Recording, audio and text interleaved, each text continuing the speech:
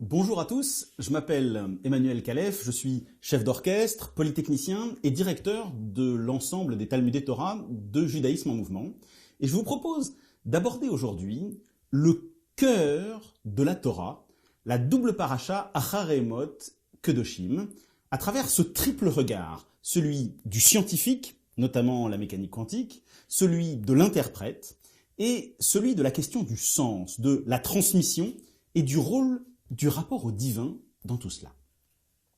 Dans ces deux parachiotes, quelque chose est fascinant. La mort est omniprésente. Elle entame dès le premier verset qui donne son nom à la paracha, Acharei Mot, après la mort.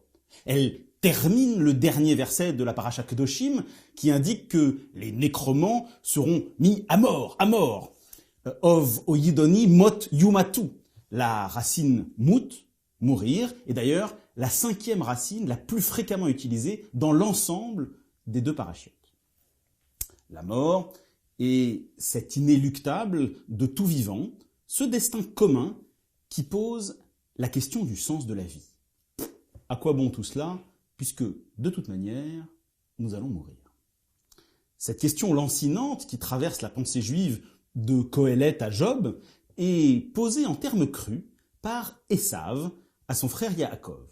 Quand celui-ci lui propose d'échanger son droit d'aînesse contre un plat de lentilles, Esav, désabusé, lui répond « Iné, anochi oler lamut, ve lama zeli berocha » Voici, je vais mourir, alors à quoi me sert la bechora, l'aînesse? Oler lamut. Je vais vers la mort, je marche vers cette mort inéluctable. Alors à quoi bon m'intéresser au chemin qui y mène, puisque, de toute manière, la fin est la même. Yaakov et Esav, deux jumeaux qui proposent ici un choix. Évocation de la part qui est en chacun d'entre nous sur cette fascination morbide, cette tendance à ne nous voir nous-mêmes que comme des morts en sursis, cet hypnotisme du tragique. Soit l'issue inéluctable aveugle tellement que tout le reste n'a plus aucune importance, c'est Esav, soit le chemin à parcourir prend le pas sur sa fin inévitable, c'est Yaakov. Achayim ve'amavet natati lefanecha, uvachachta bachayim lema'an tichye ata ve'zarecha. J'ai placé, j'ai donné devant toi la vie et la mort. Tu choisiras la vie afin que tu vives, toi et ta descendance. Dira l'Éternel au chapitre 30 de Devarim, le Deutéronome, insistant, comme Yaakov l'avait pressenti, que choisir la vie, c'était avant tout choisir la transmission. La Megillat Esther nous présentera, elle aussi, à travers le personnage d'Aman, la vision d'un monde où rien n'a d'importance, un monde de l'absurde où l'on peut tirer le sort d'un peuple tout entier au sort. Comme si la vie du peuple juif relevait de l'accidentel. Épiphénomène de l'histoire, si le hasard signe sa fin, c'est que le hasard l'avait aussi mis au monde. À ce petit jeu-là, un jour en vaut bien un autre, et plus rien n'a de sens. Aman dira d'ailleurs au roi, ça ne vaut pas le coup de les laisser en vie. Jonas, lui aussi, verra son destin tiré au sort. Josué distribuera les terres aux tribus d'Israël en tirant au sort. Bref, le sort, qu'il soit hasard ou destin, parcourt en filigrane aussi bien l'histoire biblique que nos rites et traditions, jusque dans de petits objets comme les toupies traditionnelles de Hanouka.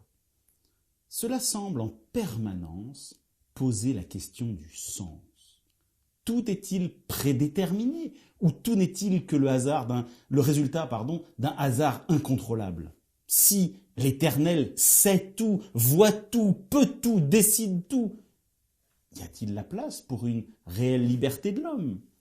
Chaque événement, aussi infime soit-il, est-il le résultat d'une action divine directe ou au contraire, y a-t-il retrait du divin et sommes-nous les jouets du déterminisme total des lois de la nature ou au contraire de leur hasard le plus complet?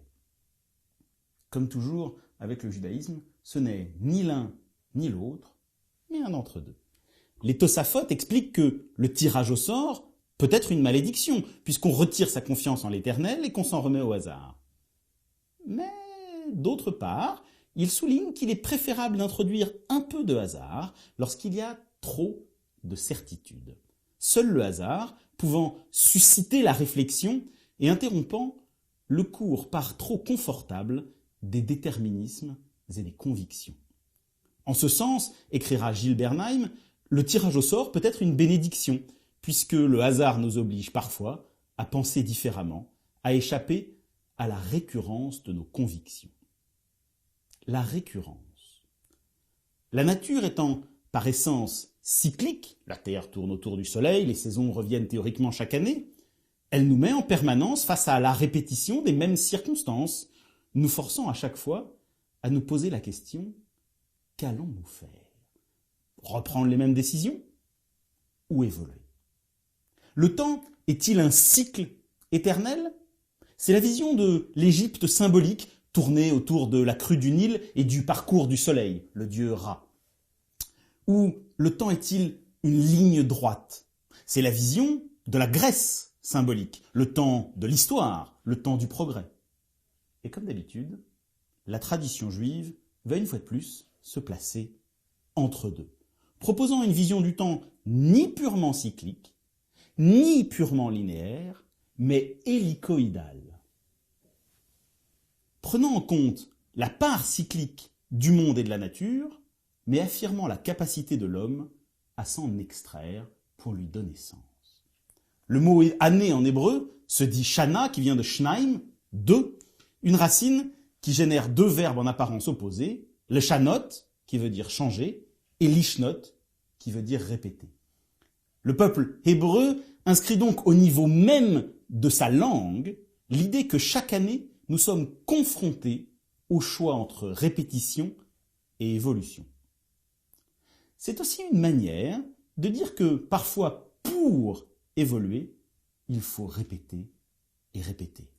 Le changement n'arrive pas instantanément et il peut nécessiter l'inlassable reprise de l'ouvrage.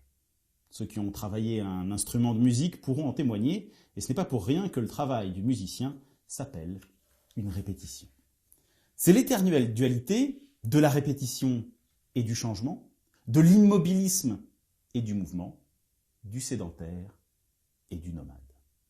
Cette dualité se personnifie chez Yaakov et Esav, deux jumeaux au destin diamétralement opposé. L'un deviendra Israël, engendrera une grande descendance, un peuple nomade qui ira errer 40 ans dans le désert.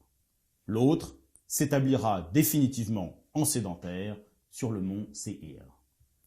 Séhir, en hébreu, veut dire poilu. Mais prononcé Sahir, il veut dire bouc. Notre paracha nous présente d'ailleurs un autre couple de jumeaux, les fameux boucs de Kippour, qui vont suivre le même double chemin que Yaakov et Esav. Si aujourd'hui, Yom Kippour est surtout une journée de jeûne, de tfila et d'introspection, à l'époque du Temple, un rituel ultra minutieux amenait le Kohen Gadol, le grand prêtre, à tirer au sort entre deux boucs strictement identiques. Le Talmud, traité Yoma, insiste bien là-dessus. L'un sera le Sahir la Adonai, sacrifié à l'Éternel à l'intérieur du temple, et l'autre sera appelé Sahir la Azazel, envoyé vivant, et le mot est répété 3 fois, dans le désert. C'est le fameux bouc émissaire. Mais nous avons 2 boucs absolument identiques au départ, et dont le destin est diamétralement opposé et tiré au hasard. C'est quelque part une manière d'insister sur la non-essentialité de leur destin. Aucun des deux n'était prédestiné à son sort. Ce n'est pas à cause de quelque chose qui leur est propre que chaque bouc empruntera tel ou tel chemin.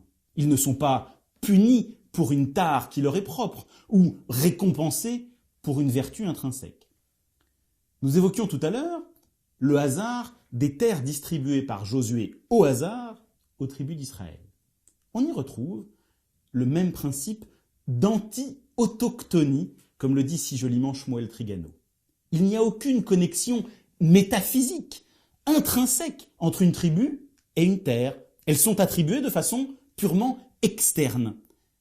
Aucune tribu n'est prédestinée à aucune terre. Et en ce sens, elles ne peuvent donc pas s'en prétendre propriétaires.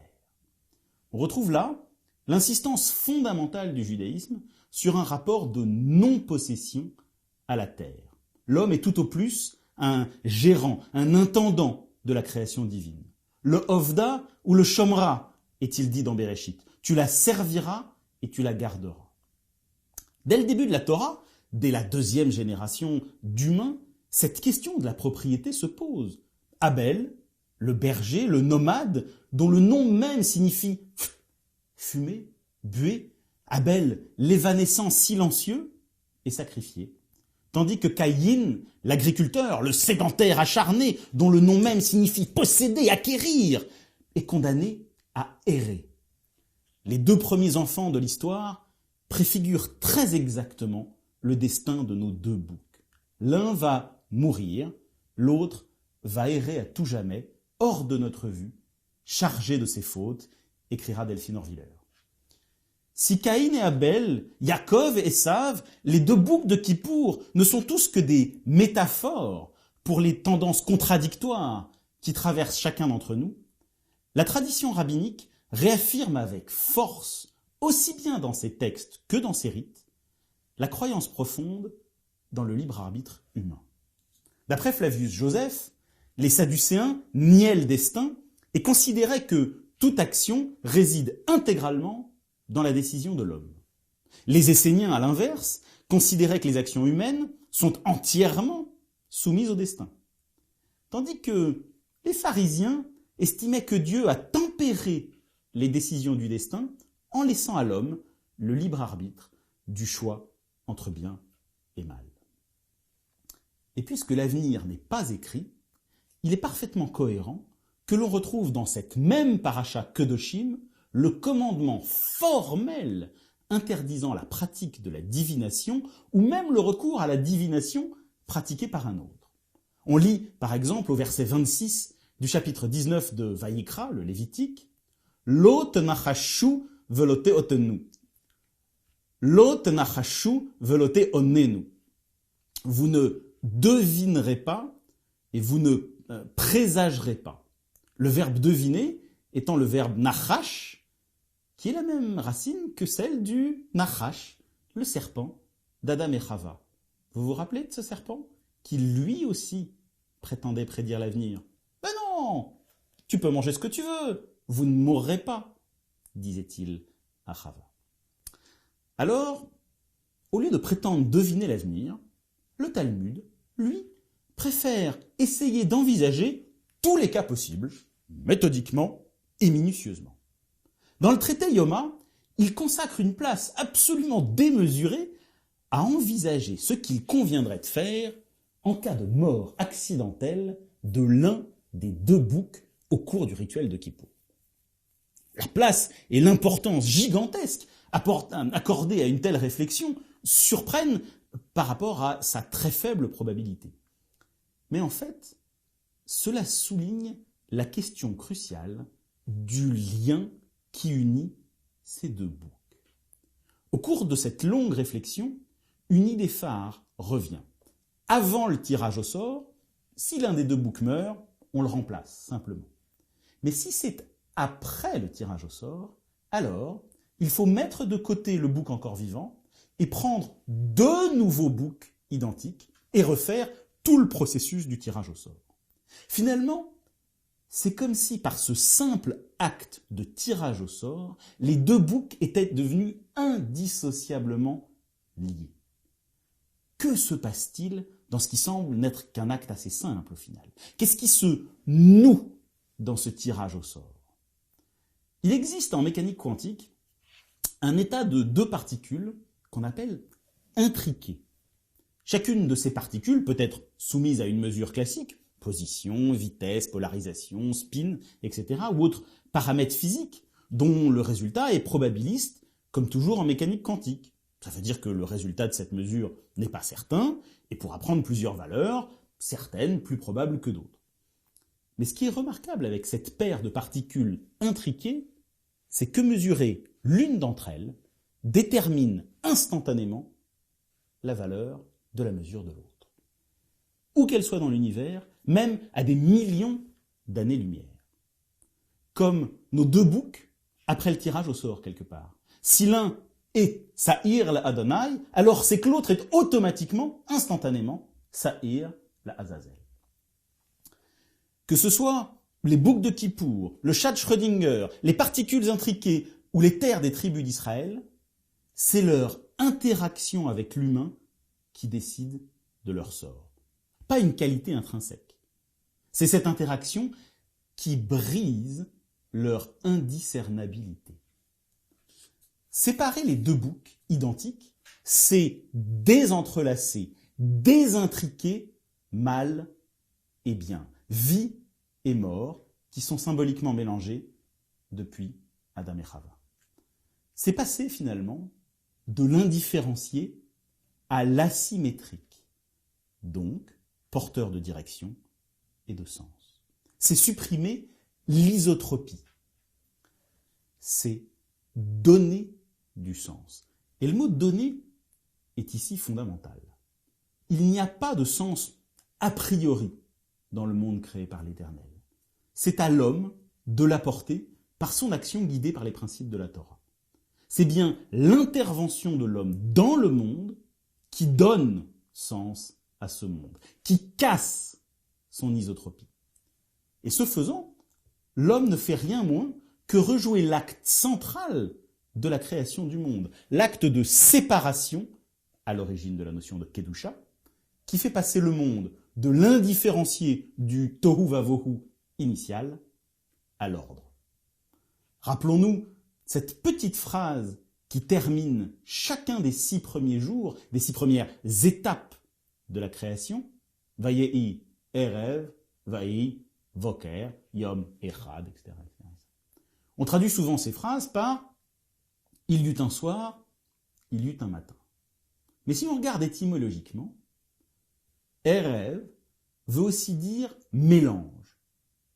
Et Voker veut dire clarté, ordre. Finalement, à la fin de chaque étape, il n'est pas question de jour au sens moderne du terme. Il est simplement question, Vayehi Erev, il y avait le chaos, l'indifférencié, Vayehi Voker, il y a l'ordre. 6 étapes de séparation pour passer de l'indifférencié au différencié.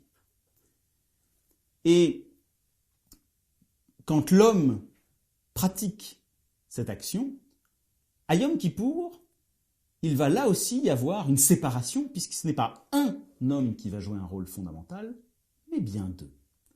Si les boucs sont désignés au hasard, le verset 21 du chapitre 16 de Vaïkra, le Lévitique, contient une expression surprenante, mais fondamentale.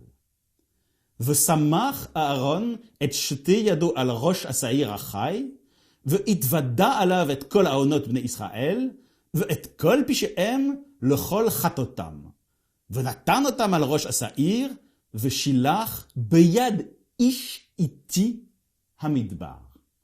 Aaron impose ses 2 mains sur la tête du bouc vivant, il avoue, vidouille, sur lui tous les torts des Bnei Israël, toutes leurs carences, toutes leurs fautes, il les donne sur la tête du bouc et il l'envoie dans la main d'un Ish-Iti, d'un homme à temps, vers le désert.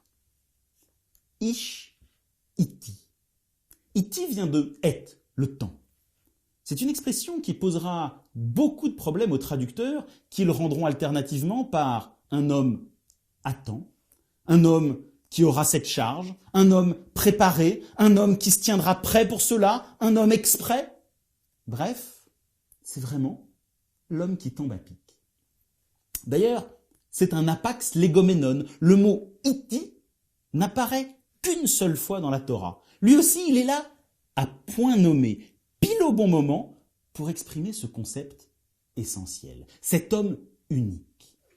Car, si l'on réfléchit à ce qui se passe ce jour de Kippour, Qu'est-ce que le Kohen Gadol, chargé de sacrifier le premier bouc dans l'intériorité la plus aboutie du temple?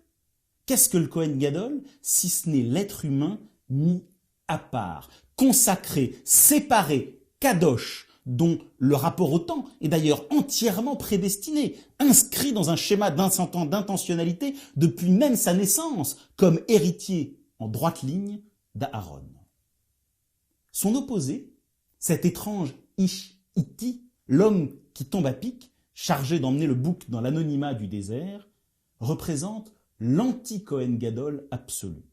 C'est un homme qui n'a pas de nom, pas de lignée, qui n'est même pas obligé d'être israélite, d'après la Mishnah Yoma, et pire, c'est un des rares êtres humains qui aura le droit de rentrer dans le temple, même en état d'impureté rituelle, si on lit la Gemara Yoma 66a et 66b. Ce Ish-Iti, c'est le non séparé par essence, le non consacré, la non-intentionnalité, la non-directionnalité. Il va dans le désert. C'est celui qui est prêt à faire face, qui est paré à toute éventualité. Il est là. Il est celui pour qui l'imprévu peut toujours arriver et qu'il est prêt à accueillir. 2 boucs, 2 hommes, 2 extrêmes. Un bouc est l'intériorité la plus absolue, la plus proche du divin, du Kodesh à Kodashim, et cela mène à la mort s'il n'y a pas d'interface. C'est le problème des fils d'Aaron, Nadav et Avihu, dont la mort est rappelée avec justesse au début de notre paracha. L'autre bouc est l'extériorité absolue, l'anonymat du désert, la disparition, la dissolution dans l'errance. De même, l'un est le Kohen Gadol, le prêtre le plus kadosh, le plus séparé de tout le peuple juif, probablement l'homme le plus proche du divin du moment, en tout cas rituellement parlant. Et l'autre, c'est n'importe qui, un Ish-Iti, un anonyme sans aucune exigence et sans aucune ritualisation. Peut-être que le message, avec ces 2 extrêmes permanents, est de rappeler la tension entre din et chesed, entre rigueur et bonté, générosité. De rappeler à chaque juif qu'il ne doit ni chercher à être le Kohen Gadol, s'il ne l'est pas, ni s'abandonner à n'être qu'un Ish-Iti, un anonyme qui se trouve être là.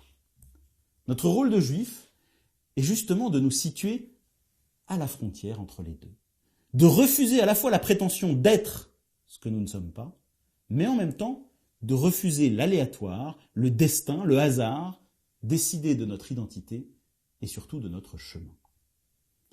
Par ailleurs, le salut du peuple juif tout entier, la couverture, la capara de ses fautes à Yom HaKippurim, dépend tout autant des actes du Kohen Gadol que de ceux d'un parfait inconnu, de l'homme du moment, qui peut donc être n'importe qui. Chaque homme porte donc en lui une part de la salvation de tout le peuple.